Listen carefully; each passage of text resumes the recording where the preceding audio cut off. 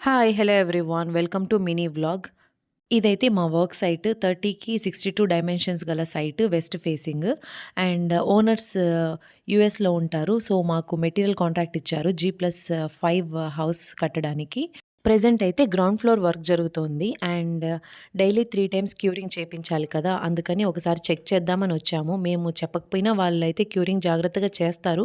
Still owners ఇండియాలో లేరు కాబట్టి మాకు double responsibility. So, every time వచ్చి చెక్ చేస్తాము. ఎక్కడైనా మిస్ అయితే గనక చెప్పి చేయిస్తాము.